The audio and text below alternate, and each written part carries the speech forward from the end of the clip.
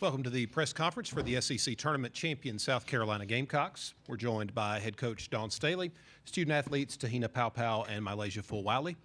We'll begin with questions for the student athletes. Please raise your hand. We'll bring a microphone to you. Here in the second row. Yep, MiLaysia, obviously local product. You've wanted to be in a moment like this for South Carolina ever since you were a kid. To come up big like that, just how special was this moment for you? You know, it meant a lot to me, considering the fact that I'm only a freshman, so it's my first time around, and this is a great first experience for me and my team and the other freshmen, Tessa Johnson, and the newcomer, Paopao. I'm just blessed to be here and excited. Front row. We'll go here and then there. For either of you guys, a hectic moment there in the end. How do you maintain your composure, and what's your conversation like in the huddle before you go back out to end the game? The main point was just we got to finish it out. These last 2 minutes, we just got to finish it out, be composed. It's a mental thing, and we got to stick together. And at the end of the game, we just got to, be there for each other and finish with high heads up. Right here. MiLaysia, you were right in the middle of that. I guess can you just kind of take us through what happened there, at least what you saw? I'm not sure. Alan, I'll answer that. Well, I mean, what you saw were two teams, highly competitive teams, try to win a conference championship, and they did not handle it well. Our players didn't, their players didn't, and it escalated. And I want to thank the officials and everybody that jumped in and just kind of calmed the situation down. And then the penalties were what they were. Like, they were well within the rules of ejecting the players that left the bench, even if they just stepped over the line of the bench. You have to sit there and keep your composure. But I'm going to say this. Fly J came to me right after the game, and she just apologized and said she's not that type of player. And I really appreciate that. It's just something that somebody won't ever hear if I didn't say anything. And she's not. She's a really good person. Things just got escalated. I'll take responsibility for what happened from our side of it, which is we don't, we talk about these things as a team, and we try to, as much as possible, express to them how not to react in those type of situations. But real time is real time, and I know that anybody, Camilla, as well as the other 4 or 5 players that were ejected, I know if they had a chance to do it all over again, they would do it differently. But now we have that. I just don't want the people who are tuning in to women's basketball see that and think, that is our game, because it isn't. Our game is a really beautiful thing. And to be quite honest, this is a part of it now. So we have to fix it, and we have to move on. We'll continue with questions for the student athletes. We'll go to the back first. This is for both athletes. So on a positive note, you two are newcomers this year. How does it feel to have your SEC regular season championship and now your SEC tournament championship rings? It hasn't sunk in just yet, today's game, but just being able to be called champions is just a great feeling. It's a great blessing and a great opportunity just to keep the journey going, and just really blessed to be here. I'm very grateful for our team, the program, and just everyone that's been supporting us and has been loving on us. Over here on the left, Rick. MiLaysia, do you see one of your important roles for this team is when things are going a little stagnant, there's a lack of energy to come in and provide that energy and that burst that your teammates need? My role on this team is just go out there and be who I am. So when I get on the court, I just feel like I just go out there and do whatever's asked from the coach. Right here in the front. Well, ladies, you guys have signed a lot of autographs and taken a lot of selfies on a court throughout this season. But to do it here and to see those fans stick around, what did that mean? MiLaysia, I think you stopped at every single person along that one sideline. What was that moment like? What were the fans telling you in this moment with so much emotion around you guys? They were just telling us how far they traveled to see this game, how much they appreciate us, and how much they're happy for us. So I'm just appreciative to have great fams like we do. They come, they stick with us through thick and thin. I just feel grateful to just be in a predicament in a team like this. It's a blessing. Second row here. For MiLaysia, after the quarterfinal, you said that you were really nervous, but you said tomorrow it's not going to be that way. And obviously you had a great semifinal and even better championship. Can you just describe your mentality going into these last two games that had you completely locked in? I feel like basketball is a confidence. That's the key to basketball. I feel like my confidence is out the roof when I step on the court. I feel like nobody can guard me, check me. So it's really a mind thing, and I just told myself that I have to lock in and play better. Stay in the second row. Powell, this team was on the biggest stage. You guys faced adversity in each game in different ways. Describe how closer this experience has brought this group heading into a run where you guys will have to go 6-0 to cut down the nets. Yeah, no, this is a first experience for everyone. As I said before, the emotions hasn't sunk in yet, and I don't know when that's gonna sink in, but it definitely brought us closer together. You know, they're family. I love them so much. We just love each other very, very much. We're just so genuine with each other. We trust each other. We support each other in every aspect. And it's going to help us in the long run because we felt what it felt like yesterday. We were that close game. Like, we didn't want to feel like that ever again. But this feeling, I think everyone wants to feel this feeling again. So we just got to get back in the lab and get back to work and just keep doing what we're doing. Front row, Cora. Te-Hina, I wanted to ask you about MiLaysia saying she was going to be better the next two games. Just the way she impacted the next two games, what did you think of her poise, her confidence, and just the way that she got better with each game? Man, that's how she is. She's a superstar. She's a hooper. She's a baller. She's always going to come game ready. I'm super proud of her performance today. She stepped up really big for us, and I'm just really proud of her. She trusted the process. She's still trusting it. She's going to ride her journey, and I'm just super proud of how she was so composed today, and her confidence was out the roof, as she said. And when you got a player like Lay, you just got to let her go, be who she is, and just let her ride the wave. And I'm just super proud. Couldn't say any much. Front row. Of course. For either of you, what is that celebration like at the end of the game when you're missing half your team? Good question. It was heartbreaking. You know, we couldn't have done it without them. I mean, we're a team for a reason. We're a family, and it was really hard for us. Just a lot of emotions, and we really wanted them to celebrate with us. But we went back in the locker room, and you know, we did our little celebrations together. But it was really heartbreaking. But you know, we're a team. We're gonna bounce back from that and learn from our mistakes. We'll take a couple more for the student athletes. Second row, Pete. Te-Hina, this was another game where they came back at you. You know, they cut it to 1. I think it was up to 13. They cut it to 1 there. What did you guys do to dig in and kind of get this victory? We just told each other we got to lock in and just get a stop. Once you get a stop, you got to get a bucket, and we just got to keep doing that. You know, basketball is a game of runs, so they had their little run, and then we had our run, and we ended up on top. So we just got to keep being who we are. Take one more here in the front. MiLaysia, 10 points in that third quarter, and I don't think you missed a shot in that quarter. At what point do you realize that you're kind of in the zone and you can kind of take over a game like that when it is starting to get pretty tight? I really just be out there hooping, really.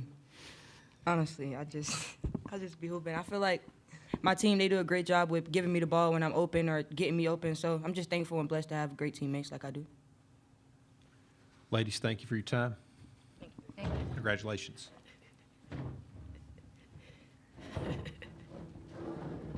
We'll now take questions for Coach Staley. Hers right here in the front. Coach, some high highs and some low lows for Camilla this weekend. Did you get a chance to talk with her during the review or after the game about what she should take away from this experience overall? I haven't. I haven't been back. I haven't been to the locker room yet. But I mean, Camilla understands. She really understands. I think if you talk to Camilla about things, she probably says she let her emotions get the best of her, and she's got to handle them better. She's got to be better. She's that important to our team, that important to the state of women's basketball. Camilla's a star, and we just really can't have her in a position where she's in the locker room for anything other than halftime and the end of the basketball games. In the back, or second row first, then we'll go to the back. Coach, obviously, we've talked about Fulwiley multiple points during this season. She's had huge moments all year long, but this one may kind of take the cake a bit. What's it like for you to see her out there and be hooping, as she's saying? I mean, her maturation process has been great. You know, she's a learner. I know she just said she's out there hooping, but she's out there hooping and learning and grasping what it takes to play at a high level all the time. All the time. She had it going on today. She was able to score. She was able to find teammates. I think just her presence, her speed, her ability to create her own shot was needed today like no other. Back row. Dawn, today's game was a game between the past two national champions. I know there's still a lot of games to be played in March Madness, but do you feel like this is the best two teams in the country and you could meet again in the Final Four or the championship game? I don't know if we're the best team in the country. I know there's a ranking that says we're number one, but I think that's subjective. LSU is really good. For them to be where they are, having lost a couple of players along the way and still staying where they stand. And while I'm at it, I really hope that last tier Poe is okay. I know she's was back at the hotel. I hope she gets healthy quickly because she makes them better. To have who they have, Angel playing the way she plays, Anissa playing the way that she's playing. I think Flage has much improved. If there was a most improved, I would certainly give Flage my vote. Her ability to play on both sides of the basketball. Michaela Williams is our rookie of the year in this league and can take over basketball games.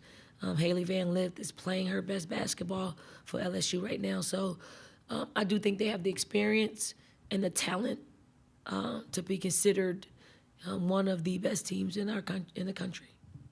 We'll go here in the middle. Dawn, you've experienced this winning feeling so often, but can you take us through what you're feeling just today after this win? Yeah, it's bittersweet.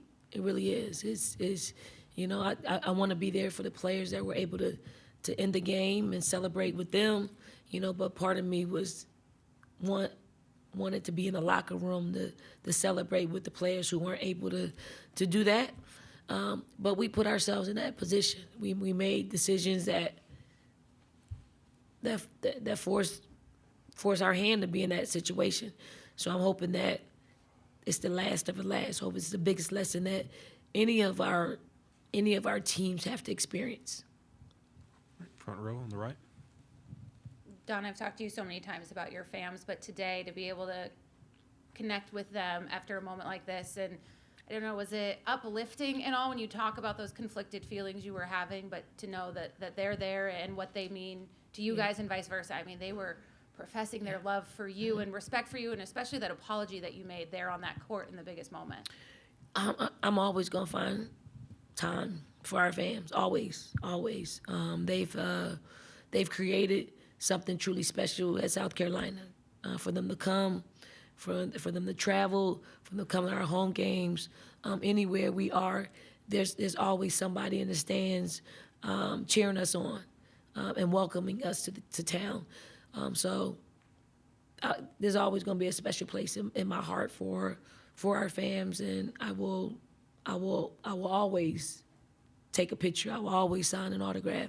I might not be able to do all of them, but a lot of them I'm going to do. And for time's sake, I'll get as many in as I can. We'll hear Rick. Dawn, you've got some time now before your next game. What's going to be the plan, the process to get this team ready for the NCAA tournament, especially your players who are going through this for the first time? Yep. I mean, rest, a lot of rest. We'll probably take the next 3 or 4 days off from practice. Spring break usually lands on this week, but it was on, the next week. But actually was this week. So they'll have their days off from practice, but not from class, and some of the stuff that they'll have to do with our athletic trainer and our performance coach. No practice though. Front row. After everything kind of happened, your team looked pretty comfortable over the last 2-minute stretch to close out the game. What did you tell them before everyone went back on the court to kind of refocus them on winning a tournament championship? Well, I mean, we had a lot of time to just kind of just de-escalate. And, you know, before we knew exactly what was going to happen, I mean, I knew Camilla was gone. I knew she was going to be disqualified. I did not know we were going to have 4 other players disqualified, because I was unaware that they left the bench. So we just talked about strategy, like what we wanted to do, what kind of ball screen coverage that we wanted to have, and what type of offenses that we wanted to run to milk the clock a little bit. You know, but just like LSU, they found themselves back into the basketball game, so we had to fight and claw to finish it. And I thought we did a great job making free throws at the end of the game, and Breezy hitting a couple of big shots to, you know, to give us a lead in where we didn't have to panic. All right. Second row. Don, you talked about, or you said multiple times how young this team is, but it was some of your youngest players, Tessa in the first game, then MiLaysia today. What does it say that this young core could show up in the big spots, and how critical was it for the experience that they got here for the run that's fast approaching? Yeah, I'm super proud of our youngsters. Their experience is a little bit different than when some of our experienced players were youngsters. Like, they have to play for us, and you know, if you ask them if they saw themselves playing how they're playing today, like 3 months ago or 4 months ago before the season, I'm sure they would say no, because their heads were spinning about the pace of play, about, you know, how we implement offenses and defenses, and just the pace of, you know, what we need to learn. It took them a while to actually acclimate to that, but now that they have it, and they put in a lot of work to get to where they are, like, it just doesn't happen overnight. I'm sure they would have wanted to happen overnight.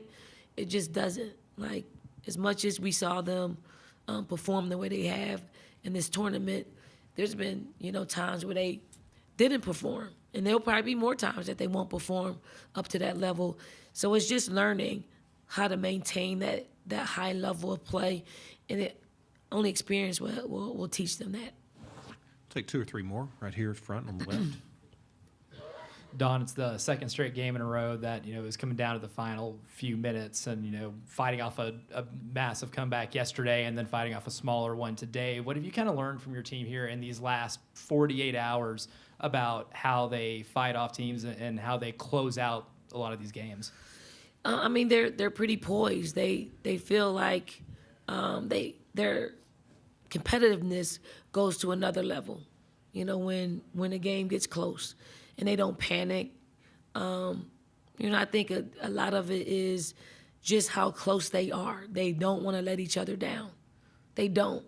They hold each other accountable. Like, this is probably the team that holds each other more accountable than any team that I've been around. And maybe that's the trick, is that some of the things that we're addressing in a timeout, they've already addressed on the court.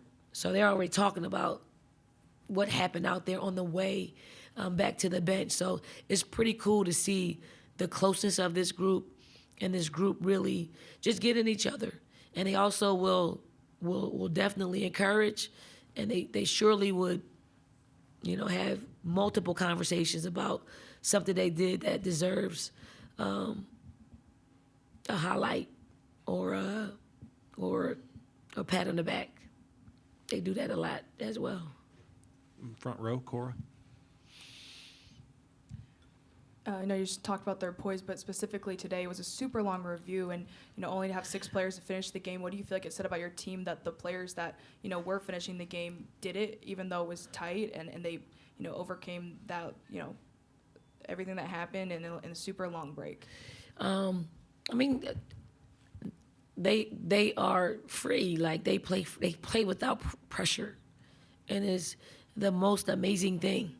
Like even I put pressure on them.